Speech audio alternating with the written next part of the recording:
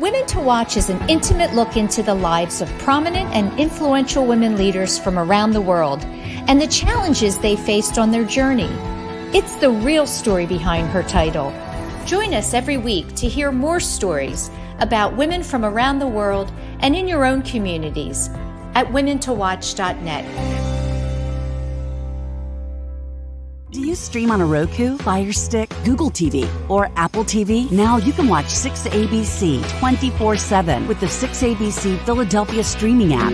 For the big story on Action News, search 6ABC Philadelphia and start streaming today. Hello, everyone, and welcome back to another week of Women to Watch. I'm Sue Rocco. It's so great to be here. Joining me in just a moment will be Alice Curran. Alice is a commercialization expert in pharmaceuticals and biotech, and she is also a partner at Hogan Lovells law firm. She'll be with me in just a moment.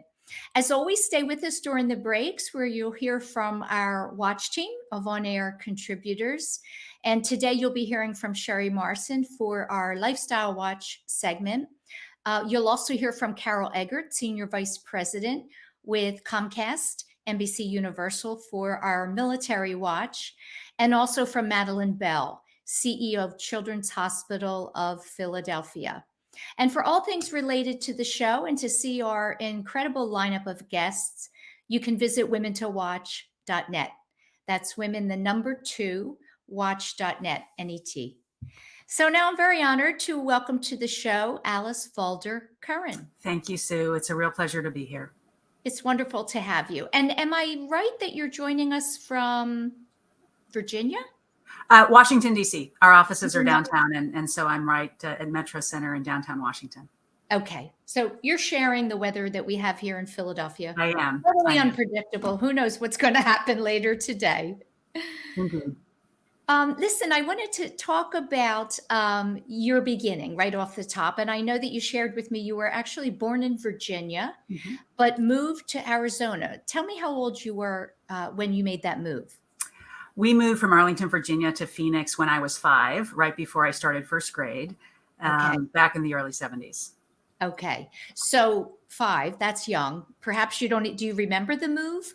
Oh, yeah, I definitely remember the move. So we didn't have a house yet. And so my mom dropped me and my brothers, I had 2 older brothers, at her family farm outside of Dubuque, Iowa, in a little town called Menominee, Illinois. And we stayed with my mom's parents on the farm for several weeks while my parents drove out to Arizona, found a house, and drove back to pick us up before we moved out in time to start the school year. Wow. That must have been an adventure. It was fun. It was awesome. I mean, it's great as a kid to be able to stay on the farm. I remember my grandfather had Tony the Pony.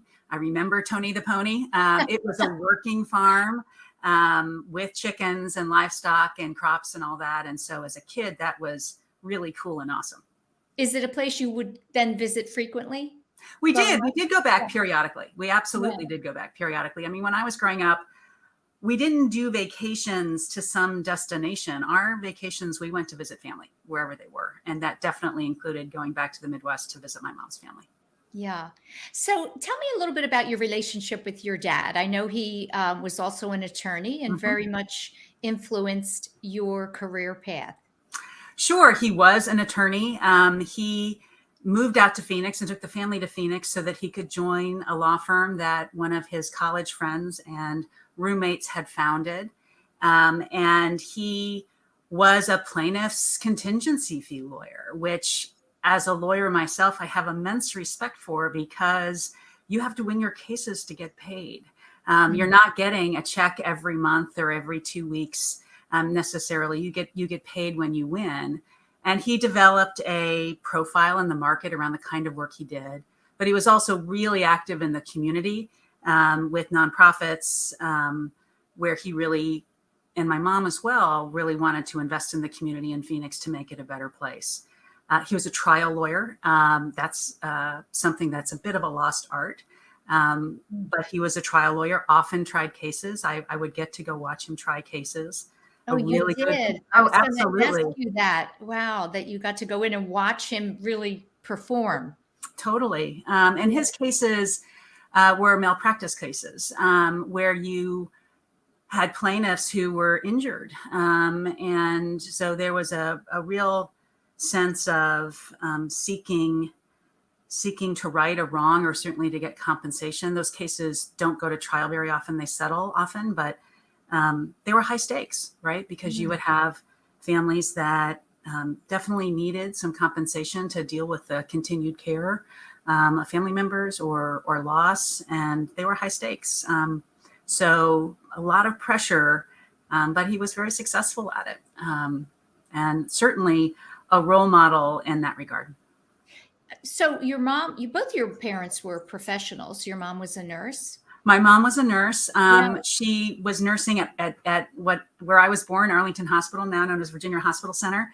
While we lived in Arlington, she stopped nursing when we moved out to Phoenix and was a full-time homemaker. But later in life, went back to school to get her degree. She started at Phoenix College, went to school at night. That's the community college in Phoenix. And then I remember starting when I was in high school, started taking the bus out to Arizona State University.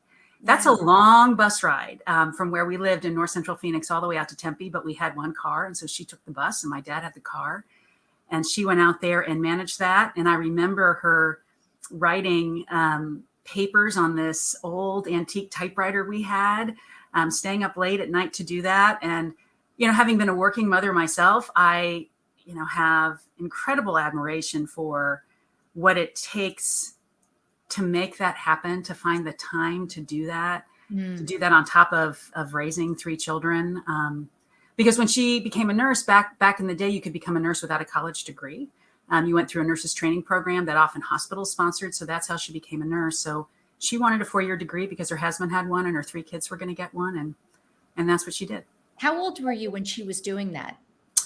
I would say through high school, because she graduated at December of my freshman year of college. And I remember having to go and ask one of my professors if I could take my exam early because I needed to see my mom go graduate. And that was pretty cool. Great. That is so great.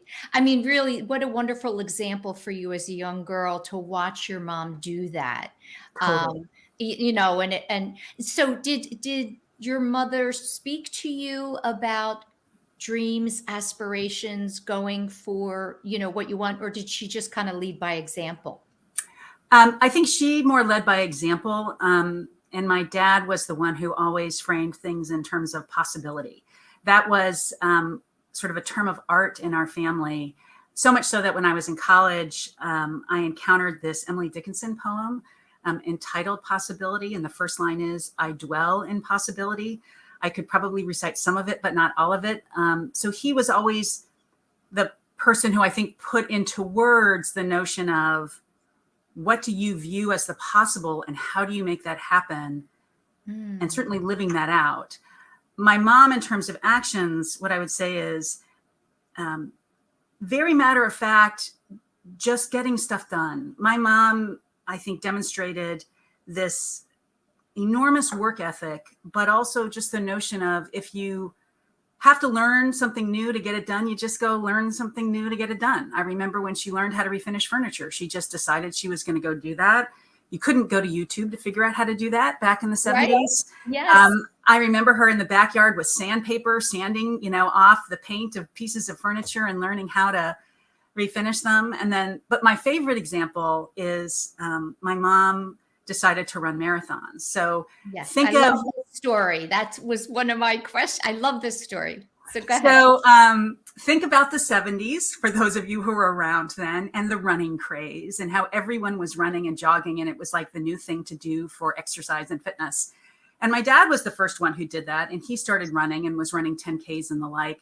And my mom decided that she wanted to start running, but she had never run before.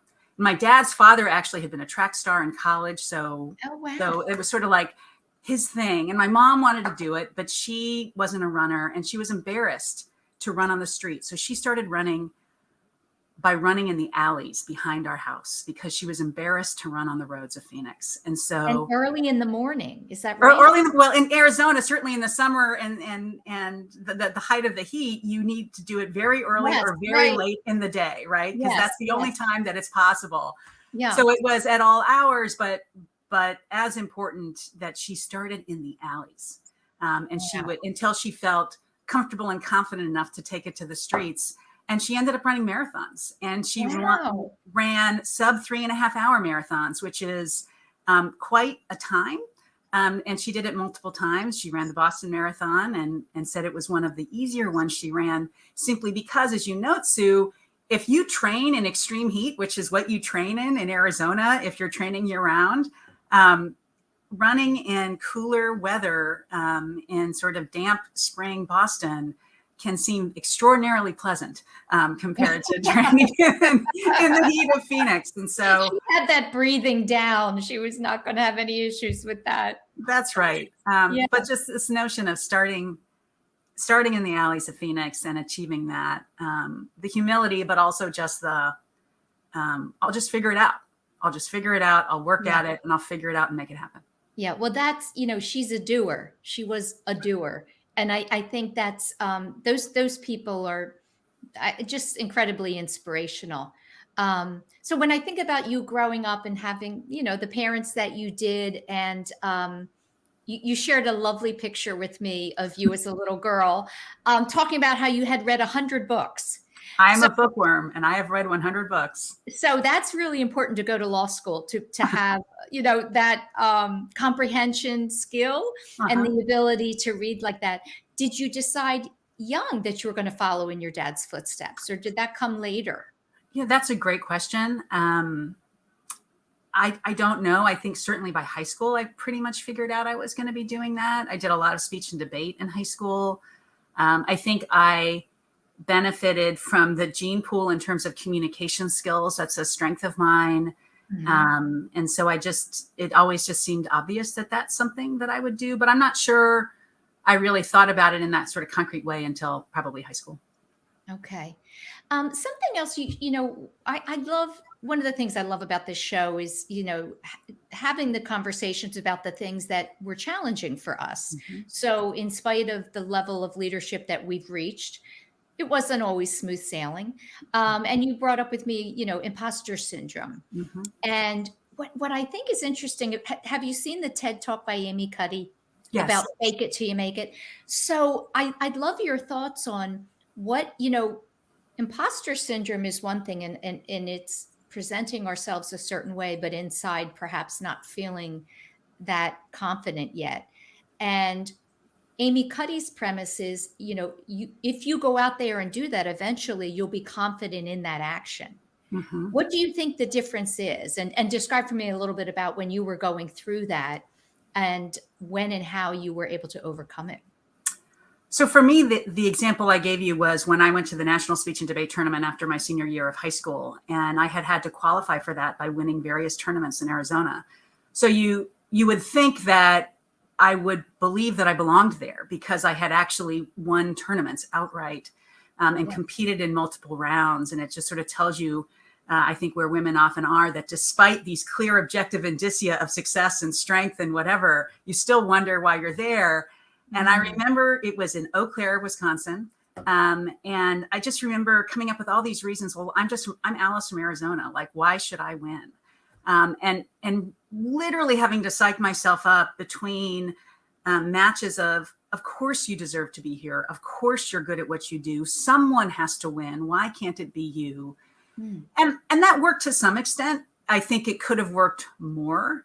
And what I bring to my thinking around this now, because I think everyone would be lying if they said they don't have their moments of doubt, no matter how far they've come in their career, is just to think back objectively, clinically, as someone who is a distant observer about the circumstances and say, why are you questioning this? Let's just prepare the objective observation of what skills you bring to bear, why you're entitled to be here, and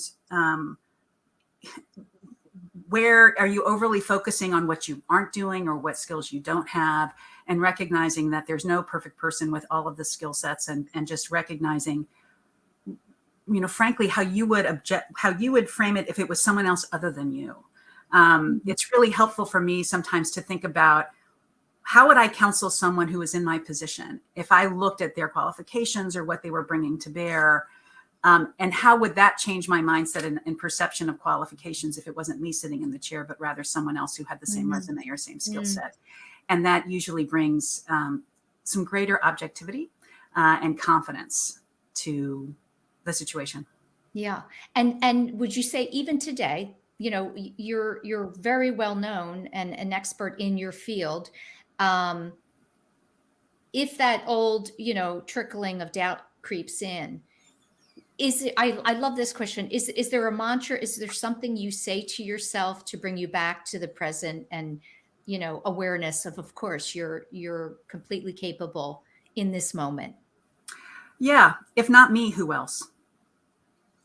Who else would you put in this position that you actually think is better or more qualified than you to do this very thing right now? Yeah. And I think confident. That's a confident.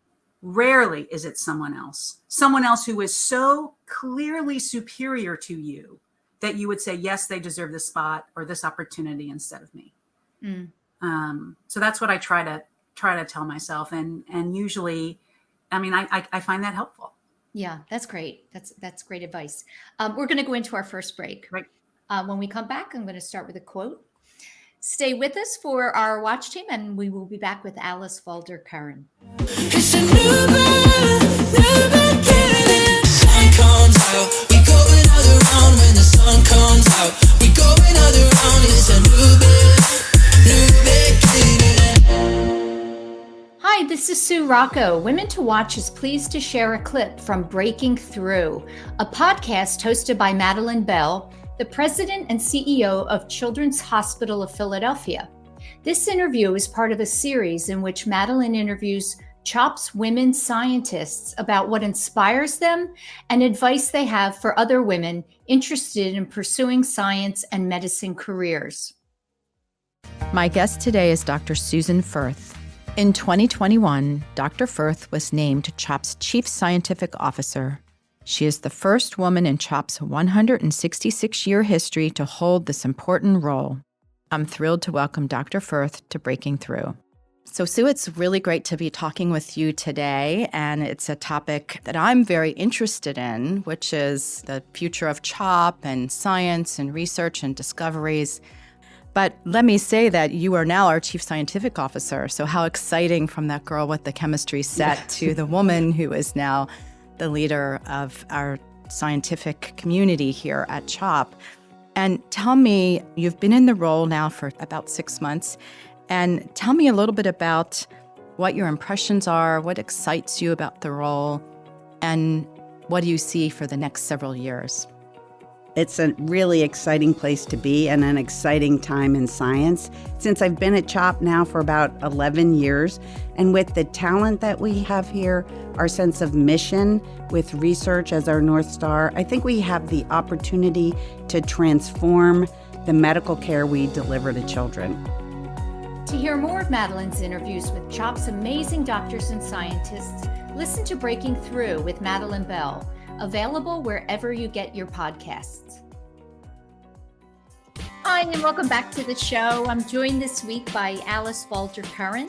She is a partner at Hogan Lovells and a commercialization expert in the pharmaceutical and biotech industry. I want to go back for a minute, Alice, because I think there was a very impactful experience that you had in your life that certainly was challenging and difficult. And it enlightened you about humans' emotional responses. So you almost lost your son when he was 17. And I wonder if you can tell us what happened and what that taught you. Sure. So my son, all three of my children play soccer. And one of my sons was playing a game out of state. And my husband had taken him to the game, and my parents were in town, so they were with him. And he took either a knee or an elbow to the left temple. I haven't watched the video. I won't watch the video. And came out of the game shortly thereafter, and my husband knew something was up. So we decided that he would bring him back home. And he texted me that Desmond had been hit in the head, and he wanted to meet me at the hospital. And so they drove back a couple of hours. And he almost died. It turns out that he had an epidural hematoma. He had what's called a depressed skull fracture. Think of what a doorknob does to a wall when you bang it into it. And they almost missed it because he was young. And so he passed the concussion test. He could walk on his heels and his toes and touch his nose. And really, at the last minute, they decided to do a CT scan, and they discovered that he had this life-threatening condition. And the reason they almost didn't catch it is precisely because most people are dead by then, or they're certainly not conscious, and they're certainly not passing their concussion tests. And so they did surgery, and they saved him. And he's doing, he's fine. Went back to college, the youth, went back to college, graduated, went to college, graduated, has a really wonderful job now. But after that event, I was having crying jags periodically. I would just be sobbing. And I remember thinking, why am I crying? My son lived. Like, I have nothing to be upset about or to complain about because I didn't lose my son. I mean, it was miraculous. We can have a whole other conversation about the number of miracles that needed to happen during that day to end with that result. But my husband said to me, you really should talk to someone about that. And so I did. I went and I saw a therapist who helped with traumatic events and worked with her for a few months. But the number one lesson I took from those sessions was that your emotional response to a situation is the truest response to what is going on around you. And so while I rationally could conclude that my son was fine, all was good, it was a traumatic event because he almost wasn't okay. And that near miss was what my brain fully comprehended, that I had sublimated, but like my brain totally got that, and it was shattered. And that was when it would come out, when I'd have those crying jags, it was the way of me processing that.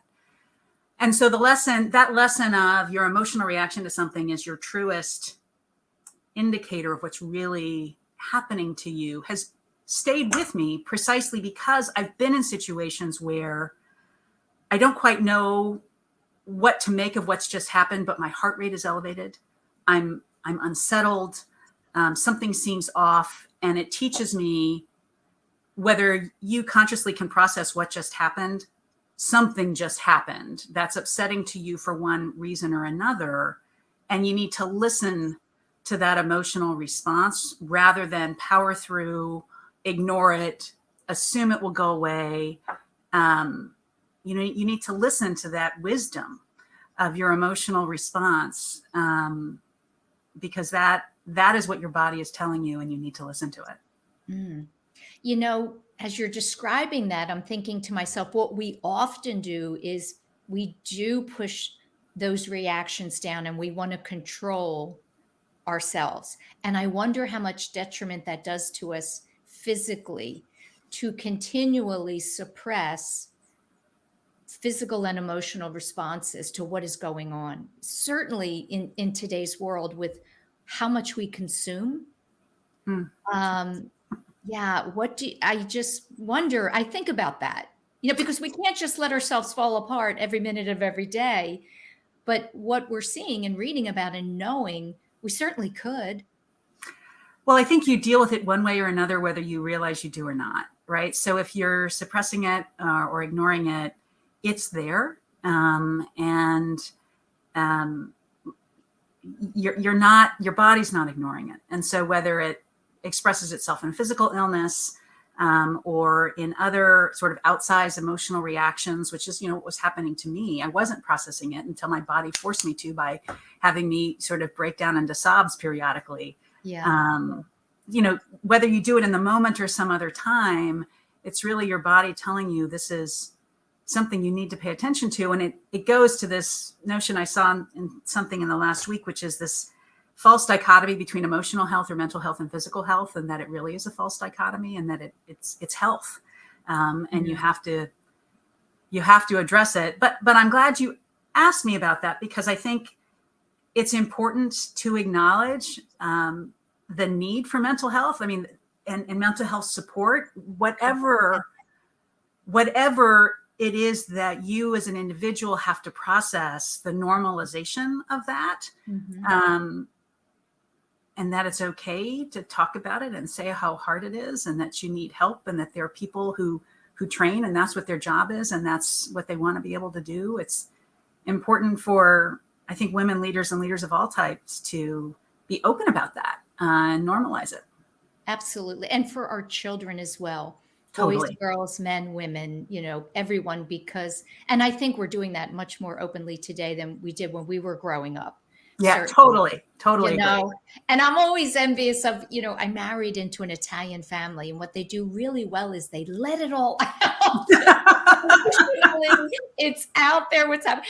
And I think the Irish kind of keep it more closer to the vest, and it's probably healthy to, whatever your emotions are, say it, let it out. It's probably better. It's real. I mean, and that's something I learned from my mom was recognize the real and the normal in all of us, regardless of their title, regardless of where they are in life. Being able to connect with people on a human level, on a real level, you'll always be able to have a conversation with someone if you just recognize that humanity in the other person. Absolutely. And I would imagine that benefits you as a leader in your field, in the professional world, that acknowledgement and validation of a person in front of you, if it's your employee or a client, always leads to opportunities. Just meeting them where they are, regardless of what their role is, their seniority or not. The significance of their role or not, and just engaging with them as another person who has a job to do, and your interests are aligned. So how do you come together in a partnership to work out a problem? Yeah. I have a quote. You said, "My greatest personal triumph was having the courage to say no." When and how did that happen? A few different ways, I'd say. I'll give an example from college. As I mentioned earlier in this segment, did a lot of debate in high school. And I did that again when I was in college. And when I was in college, one debate season, I was partnered with a gentleman who was a bit of a bully.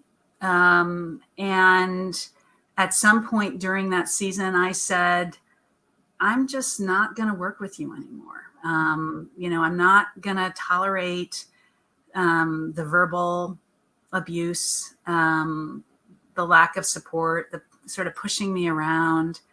I'm just going to say no. And part of that's about self-worth and sort of coming around to the point of saying, what am I doing here? Like, why am I engaging with this person? And so I did say no. And we were supposed to go to a tournament, and I said, we're not going to go to the tournament. I'm not going to go with you.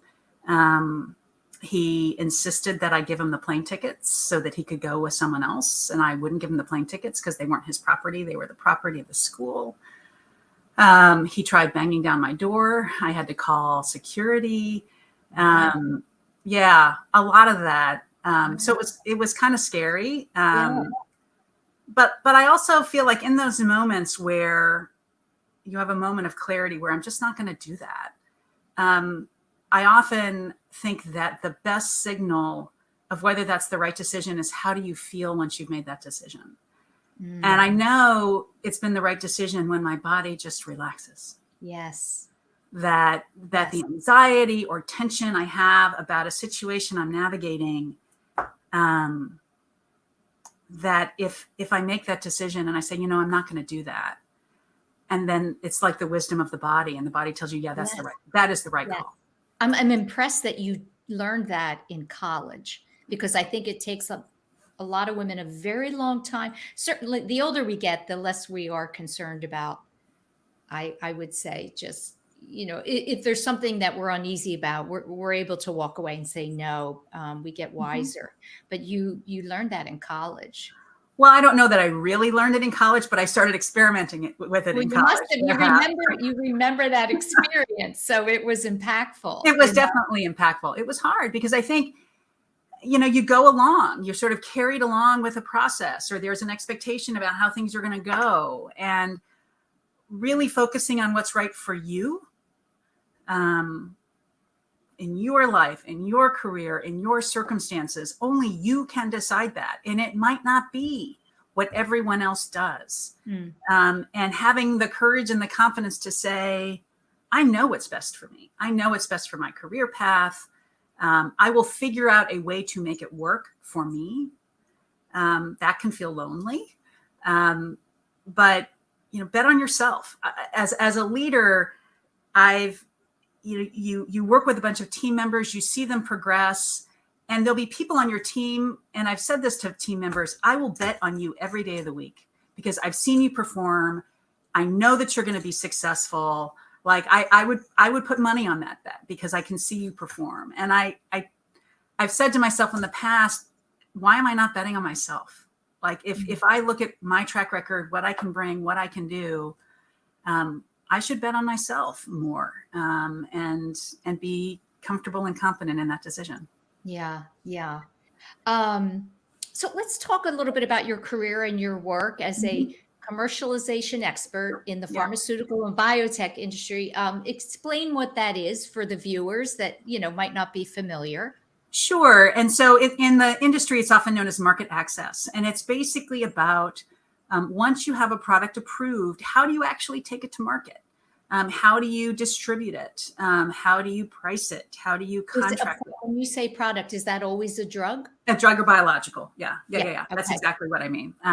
So it's about all of the ways that a manufacturer wants to make sure that patients can access this product. I mean, there's all this enormous time and effort that it takes to finally get a product over the finish line and approved for a particular use. And then you actually want to make sure that people can access it. And there are a lot of operational issues that go into that, just the nuts and bolts of getting agreements in place, having programs out there to support patients with their out-of-pocket expense, or if they're lower income and they don't have insurance, or just making sure that they understand how a particular drug fits into the overall regimen for their treatment. So they're sort of patient-facing, they're sort of the mechanical, how do you get agreements in place? And then there's a lot around how do you price it? And there's a lot of regulatory requirements that go into how you price your product, and pricing data that the government you have to give the government on a periodic basis. And that's really where I started my career, was in these drug pricing laws. But to be able to work with companies around these pricing requirements, I had to learn about how they commercialize products, because all the different ways that you commercialize products have to be accounted for in these prices that you report to the government. And so through this angle of understanding these pricing laws, I've really learned the beginning and end of the cycle of how you bring a product to market. And that's just been really interesting to me, because I, like my clients, we're all about making sure that we change patients' lives, and we help them with these therapies that you bring to market to cure or create palliative care or other treatments. And it does no one any good if it can't get to market. And so that's what I help companies with. Yeah, I feel as though when we watch television, we're seeing advertisements for drugs more than ever. And I think one of the things, as just consumers, we have a lot of questions, I would say, around drugs, and specifically since COVID. What should I be taking? What should I not? What am I doing? First of all, have you been incredibly busy, much more busy since COVID in the work that you do? And how has it changed your work? Yeah, that's a great question. I don't know that COVID has impacted my practice so much as changed it for some, because, there's a lot of therapies that have come to the market in the United States uniquely and first to address either COVID treatment or with the vaccines. And I think it's important that people recognize that there's a reason why the United States, I think, had access to vaccinations and treatments before the rest of the market. And it's because we have the leading manufacturing base and innovation base, I think, worldwide in the pharmaceutical and biotech industry. And that's why we in this country had access before others did. And so there were some interesting challenges around how do you get products to market so quickly? How do you get access so quickly? In this case, it didn't go through commercial channels. It went through the government, right? The government ended up just buying in and giving it out to folks. So it were some different models, as I think what we saw during COVID, because of the need for speed and getting these life-saving therapies and interventions with vaccines into people's hands so quickly. Yeah, it's such a dance, because of course you don't ever want to do anything in medicine too quickly. Of course not. But if you delay, and people get sick. In this area, are you very excited and fulfilled in the work, or do you see down the road ever going into a different arena with your legal expertise? No, I think I'm a pharma biotech lawyer for life, I would say. Okay. What is so exciting is to see these cell and gene therapies that are coming on the market today that literally are cures and biblical in nature. I mean, when you read about these products that literally cure uncurable diseases, where patients before these therapies were either going to move to palliative care or had a defined life expectancy because there was treatment but no cure. And to see the products that have already come to market, but the pipeline of products that are expected to come to market is really incredible. And all the credit to that goes to the science and the investment in the science. And so to be able to play the tiniest sliver of a role at the very end, to work with these innovators to make sure that these products make it to the patients who need them most is really fulfilling. And I mean the tiniest sliver of a role, but even that is incredibly rewarding. Well, I would say you play a big role, because again, you're assisting in allowing these therapies to come to market. And there is a lot. I'm always reading, particularly about Alzheimer's and cancer, and what's out there and what's coming, and it's incredible. It's incredible. It is incredible. But again, first and foremost, the science and the investment in the science. And, based in Philadelphia, there's a lot of that in your area in particular. People wouldn't have dreamed of this even a decade ago. Right. It's that epic of a change. Yeah. But listen, I so much appreciate your taking time out of your day to come share your story and a little bit about the work you're doing. Great conversation. I wish you continued success. Thank you, Sue. It's been my pleasure. Stay with us for our watch team, and I'll be right back. There's a moment every hour, every day, every week. These moments shape our world. They add color, perspective, and sometimes pain. Moments are meant to be shared by friends, family, people you trust. At Action News, we cherish every moment, and it's our profound responsibility to bring you closer to your world. Never miss a moment. Trust the people at Action News. Now the Women to Watch, Military Watch. Fewer than half of eligible veterans use the VA health benefits they are entitled to. But those who do use the VA, more than 80% of veterans are satisfied with the VA care.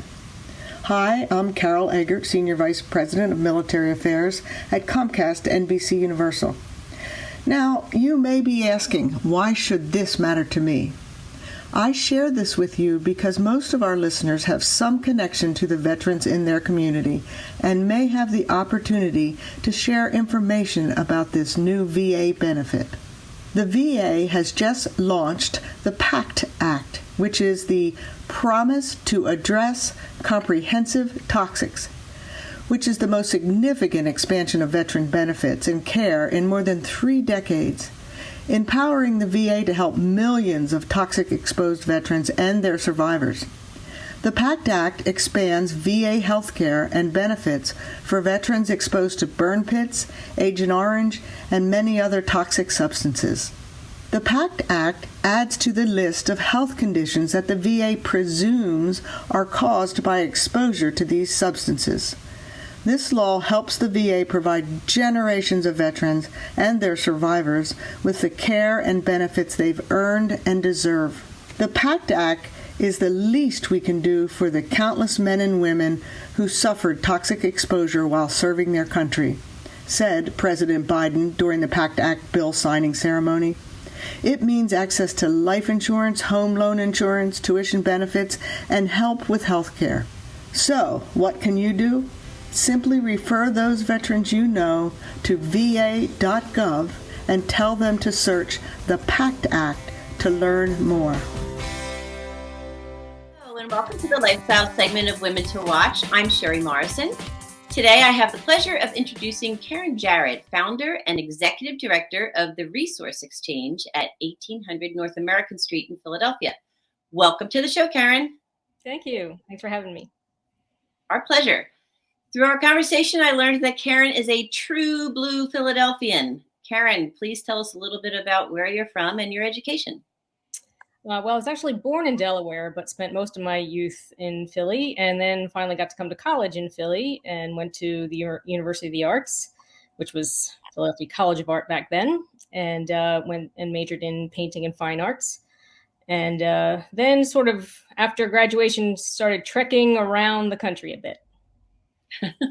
So yeah, after graduation, you did some traveling and ended up on the West Coast for a bit from what you said. Tell us a little bit about your time there. Yep, New York, and then Portland, and then San Francisco.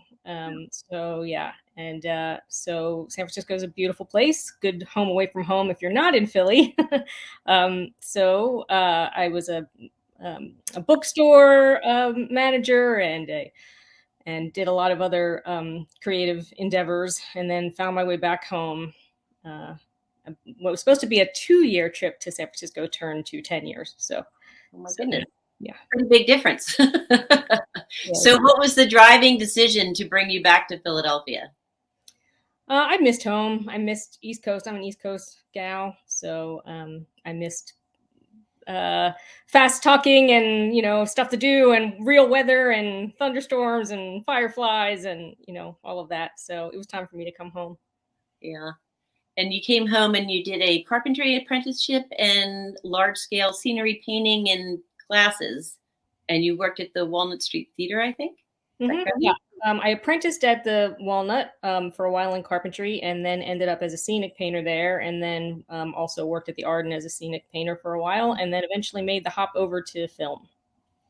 Yeah, jumped into the film industry. That sounds like what you do is a lot of fun, especially for people who like the entertainment industry. Please tell us a little bit about some of the films you worked on. Well, pretty much if it's been shot in Philadelphia in the past, 10 or 15 years, we've, either me as a scenic or later when I started the organization, we've had some sort of hand in it. A lot of M. Night Shyamalan movies. The first movie I worked on was Invincible. And the last one was Lovely Bones. Both good films. Yeah. So when you came back to Philly from San Francisco, you said you had an idea based on a store there called Scrap. Was that what sparked your interest for the foundation for the Resource Exchange? Yeah, Scrap is sort of the first creative reuse center in the country. They were the beginning of it all, and most of my artist friends and myself sourced all of our materials from there. It was a wonderful place, still is a wonderful place. And when I moved back to Philly, I thought, I wish there was one here, and then I eventually ended up starting one. So that's fantastic. So the Resource Exchange, you started in 2009, but you really didn't open to the public until 2011. And what everybody needs to understand is it's not an architectural salvage warehouse. You are the source for the artist or the maker's materials, meaning for artists, crafters, all of you who like to do the do-it-yourself projects, homeowners, builders, local businesses. I mean, anybody can go down here and find supplies. The mission of the Resource Exchange is to provide the inspiration and reclaim materials for creative and environmentally resourceful making, teaching, and living. Can you give us some examples of the items you have at the Resource Exchange? It's a 5,000 square foot plus space that has everything from glitter to 2x4s in it. We have art supplies and fabric remnants and building materials and props and things from film and theater sets. It's kind of more what we don't have.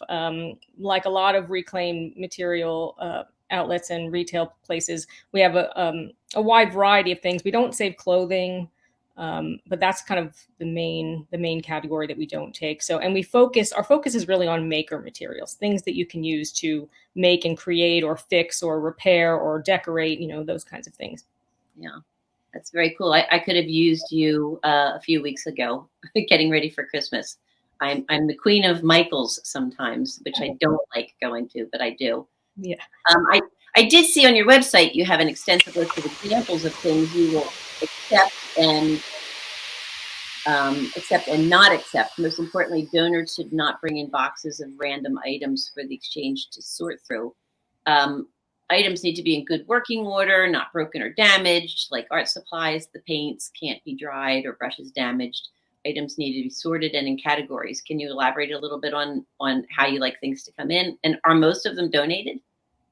Yeah, everything that we take is donated. We don't purchase anything. And the reason why we sort of screen more than most reclaimed material places because our mission is environmental.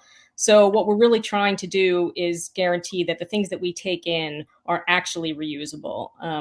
We don't sort of have, a colander approach where we take everything in and whatever doesn't work or is broken, we just have a dump. There's no dumpster out back to discard what is it. So, and it's also a good way for us to talk to donors and to be able to help them to refer them to the correct places to take things that maybe aren't reusable, but that they're, they can be recycled or that there might be better places to take them. So, so that's why we kind of make sure that we know what's coming through the door. Yeah, that's great. And you also have a gallery consisting of some of the pieces of art or items artists create from the exchange materials or have been repurposed or recycled. Are the gallery hours the same as the shop hours? And is it pretty popular? I mean, do a lot of people come in and just to see the gallery? Yeah, the gallery is open the same as the shop, and that was intentional. We just designed it so that it was concurrent with regular shop hours because we really wanted to have the art that was focused for people from all walks of life to see it. So it's not just a gallery setting where people are purposefully going to look for art, but they will stumble upon it. They'll come in and, be looking for 2x4s or looking for a lamp or just coming to browse materials. And then they'll come across it and maybe be inspired in a way that they hadn't originally intended. So, and it's free and open to the public every day that we're open. Mm-hmm. And do you ever have special gallery events or classes, or do you lease out the space for events of any type? We do. We have receptions and a lot of creative reuse workshops. During the pandemic, a lot of that, of course, like most organizations, slowed some, but now we're getting back up and running to be able to have maker workshops again. Yeah. And I asked about your celebrity encounter. What are some of the more notable items from movies or shows you've had for sale at the exchange? Well, we have the train car from White Christmas from the Walnut Street Theater that we've moved to every location we've had. maybe much to the dismay of the volunteers who helped us move it. It's a big steel and wood train car. We have a subway from a movie set. We have all kinds of stuff. Although, I sometimes find it more memorable what people do with what they find there than what we have, because there's just so many great props from so many films over the last decade or so. Oh, I can imagine. So this was such a natural transition for you, working behind the scenes, creating sets, and then breaking them down and seeing the massive amount of waste. And it's just not movie and show sets. It's sporting events, social and nonprofit events. It can be signage with directions, parking, rules for visitors. But companies and people don't have the space to store or don't want to put in the effort to find another use of many of the items. It is really, really wasteful. I mean, some of those things are made of plastic that wouldn't go anywhere for a billion years. So it's sad to think that it would go in a landfill. We don't want to have anything going in landfills. No, bad landfills, bad landfills. I repurpose things all the time. I love finding items and creating something I know I will love or somebody I know will love. Like I like to do flower arrangements. I saw a very cool leather top hat box on your site in the items for sale, and that would be perfect to put a flower arrangement in. I mean, that's the kind of stuff I love to do. You're Philadelphia's Creative Reuse Center. So do you have certain items that are more popular than others? I think what people most know us for is the art and craft and textile, the sort of more what you would think of when you think of art and craft materials. And then, as you mentioned, a lot of the film and theater set pieces. But it's a pretty big range, and it's part of the discovery for us to see just, what people can find and repurpose in a way that we hadn't thought of. So we have all kinds of people that come, artists and teachers and contractors come, and just maybe a homeowner looking for a lamp from a set, so it's pretty broad. Yeah.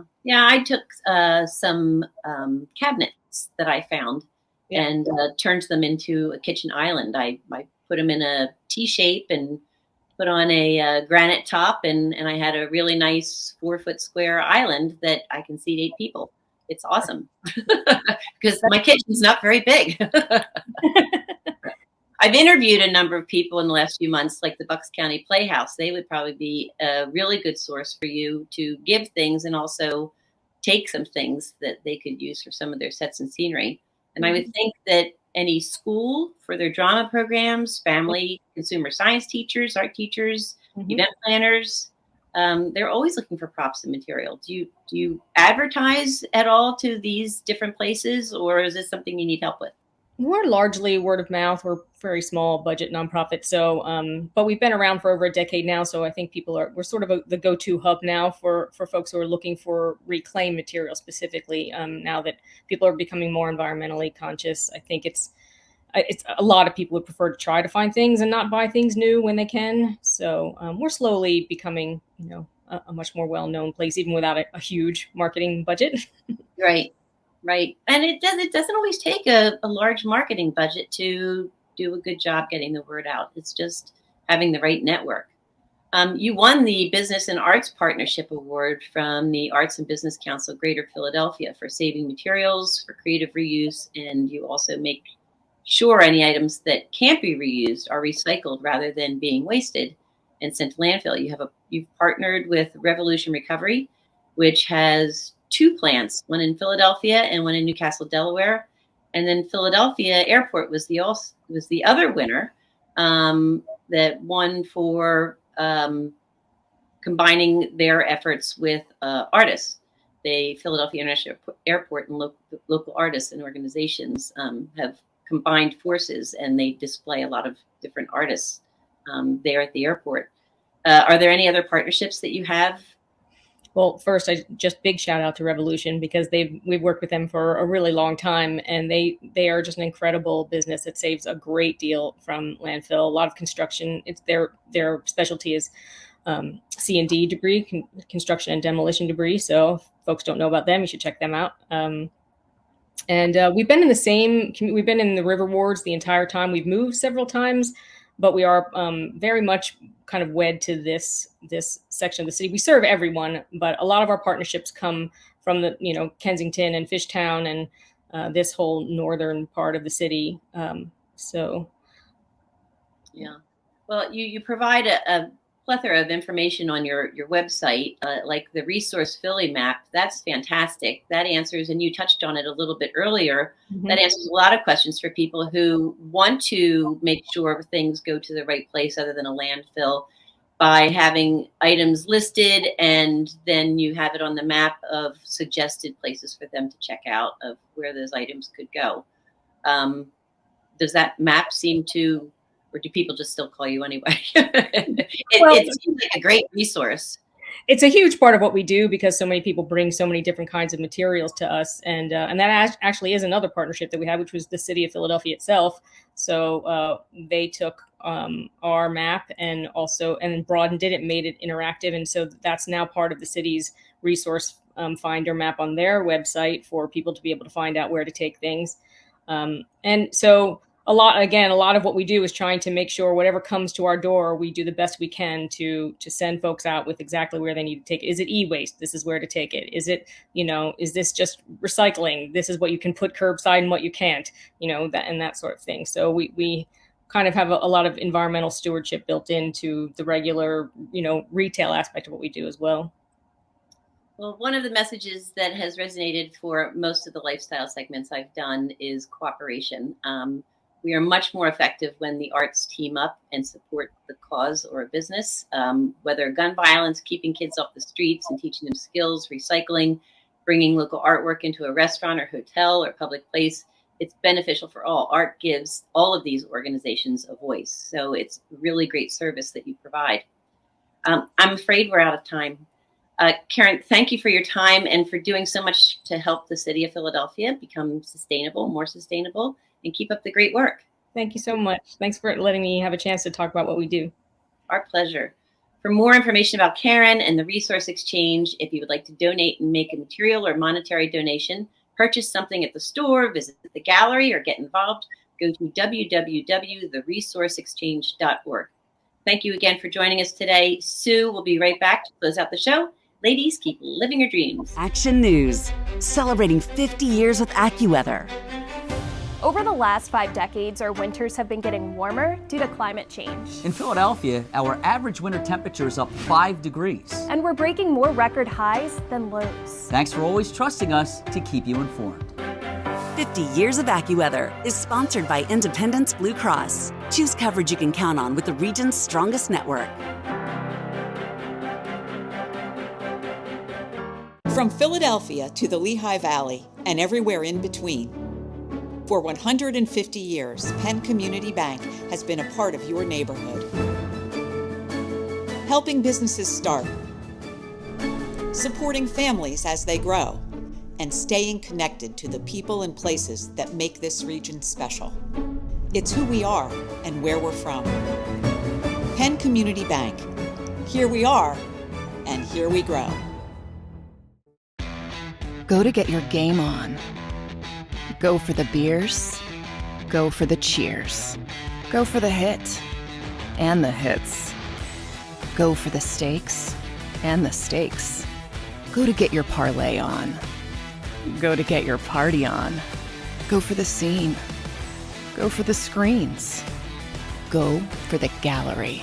Go for the win. Go to Ocean. Visit theoceanac.com to plan your visit. There's a moment every hour, every day, every week.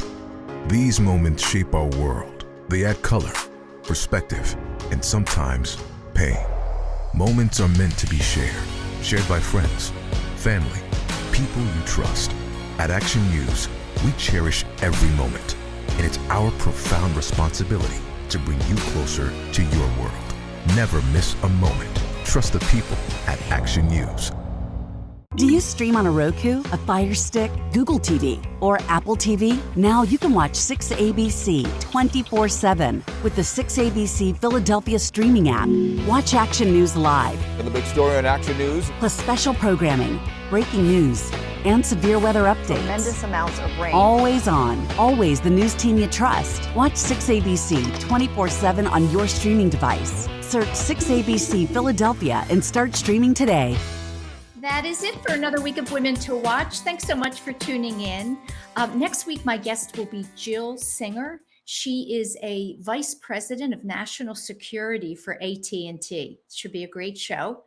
Thank you, as always, to Kateri, our producer, for doing such a great job, and all of our sponsors and Watch team members.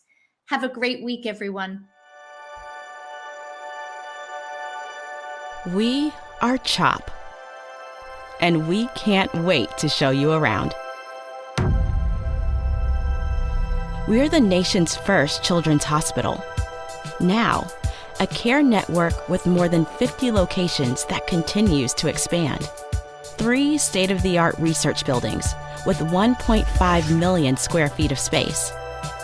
We have grown from 12 beds 165 years ago to nearly 600 beds and one of the best children's hospitals in the world.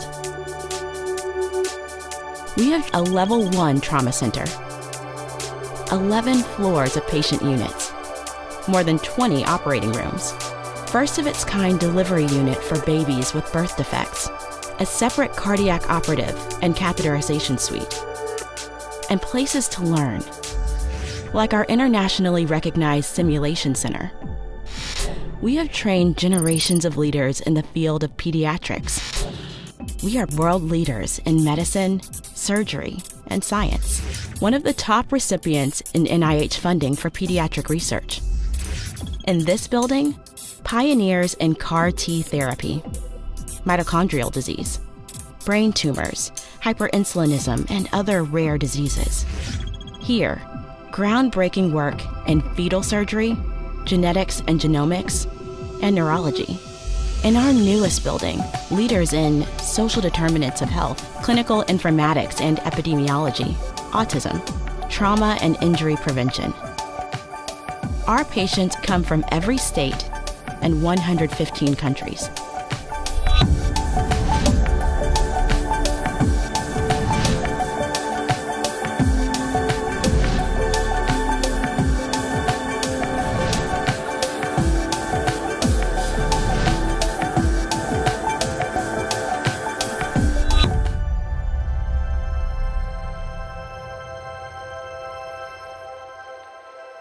Meeting these challenges requires the best and the brightest. We are passionate about pediatrics. We are motivated to make a difference in the world and in our community. We are a team. We are CHOP.